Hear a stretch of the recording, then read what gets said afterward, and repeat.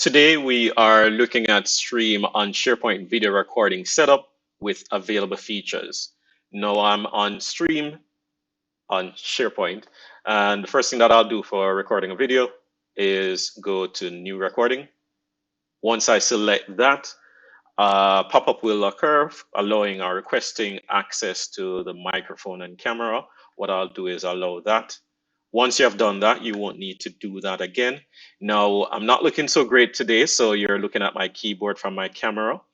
Now, just to add a little bit of information, Stream on SharePoint has improved possibilities over Stream Classic as it reduces number of steps when you're transitioning between screens, and it adds new features or new effects on top of your recording. The standard 15 minutes remains the same, and as you can see at the bottom of the screen, there is a disclaimer, which really means that you're complying with the organization terms. You have permission from persons or people within the video recording, and you respect the rights of others. Now let me zoom into that so you can see clearly, and zoom back out. Let's look at the available action buttons for feature options. To the top right, you'll have your camera. You can turn it on and off or off. Your microphone the same. You can turn it on or off or unmute or mute. And then you have more options which present your mirror video. And that is really just moving the image or the video focus from left to right to left, or vice versa. So I'll give you that example. We're all familiar with that. When you're seeing the check, it means that it's enabled. Teleprompter, that's really is exactly what it sounds. This is what I want to say. And throughout the video, just like anything, if you're given a presentation, it literally goes step by step through it. Now you can go ahead and play, and it will do exactly that. You can change the font size, lower it, increase it, or you can change the speed. Let's say that I speak a little bit faster in this case.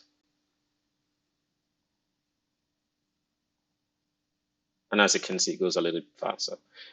Now, outside of that, you have your, let's go back, your camera, and this is where everything is centralized on the screen, so you can manipulate and manage what you're doing real quick. So for the camera, I can select the camera that I want to use. I can select the mic that I want to use. Now that we have that covered, let's look at the right pane where the effects are. So first you have your text. You can click on it. You can select the type of text that you want. Let's say personal. Font size, color, all those good stuff. So I'll go ahead and type Stream on SharePoint. All right, and then that is that. I can actually move it around in any area, and this is typical for anything that you add on screen during the recording or when you're prepping. In this case, I'm prepping, right? I can change the mirror. I can also copy it. Let's delete that. Let's delete that real quick. Now for the effects itself, you could add a shadow to it, and the shadow could be in a different color. And there you go. Put it back to none. Close. Now moving on to draw, you have the option to draw as well as, and this is just basically available during your recording as well, in the event that you want to do something in the recording with draw. Increase the thickness of the pen or pencil and the color that you want. Very simple. That's typical for most. Another cool feature is the sticker, so you can add a smiley face. You have hand gestures, whatever the case may be. Let's just put a nice smiley face there. And again, you can move it. As you can see, you're presented with the same feature option for all images added to it. Now, this is moving it to the back, to the front, and I'll do a contrast so you can realize that. So now I can move it, and now the letters are in front of, or I can go to the back. All right. Now, filters, I personally don't use them much, but if you want to put that effect on it, that's available. You have a selection of. And frame is if you want to add a frame around the screen. Let's select that. Those are pre-configured frames. And board is, let's say now you want to add a whiteboard or something along that line that you want to type in, and now the board is there. Your camera is to the left and you're explaining what you're doing on screen. You can change the size here to fit that in. Again, this is just an example. Looks a little bit better. And the photo, let's say that you want to add a photo to the screen. That could be any image, could be a logo, could be your picture, whatever it is that you want to put there. And you can always resize that as well. And let's just put that at the corner.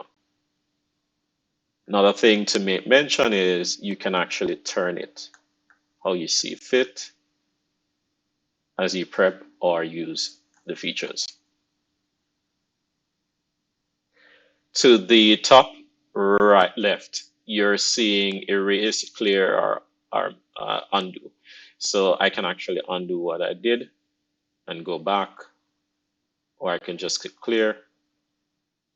Moving to the last three action buttons. To the right is the backdrop. Once you select that, you're presented with a number of options. You can add a photo or video as your backdrop, and that will replace your camera feed.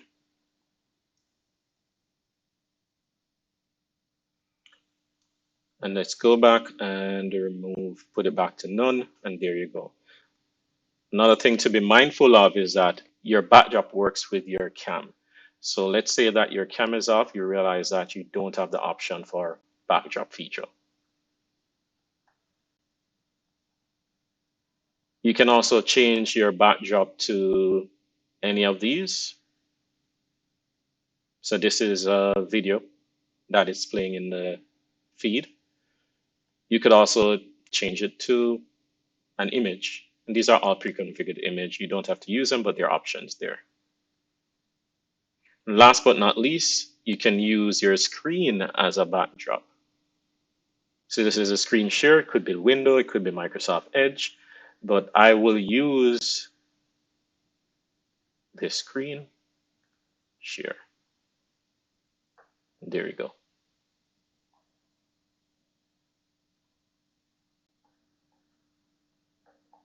Turn off the backdrop.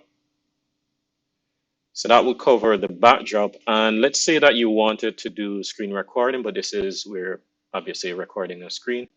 So you click on that and select start screen recording. Again, you select the screen you'd want to record.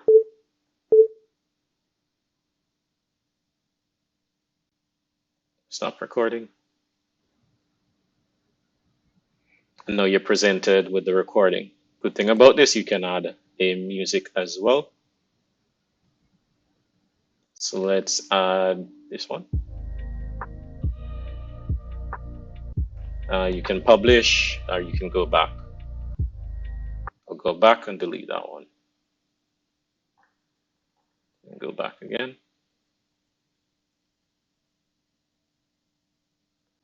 Now that we've covered all the features that exist, let's do a quick recording. And during the recording, you're seeing that I'm able to manipulate the options that presented themselves. Again, I can use more smiley face, whatever the case may be, you can do just that. Stopping. Then I go to next. And during the recording, you're seeing that I'm able to manipulate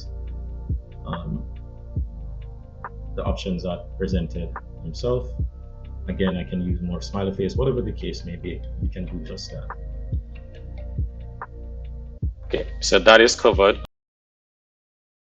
You can immediately download it. You can publish it on SharePoint, and that would basically be it. So I'm just going to go back. Now, that's really all you would actually use Stream on SharePoint. I hope this was informative for you. Have a good one.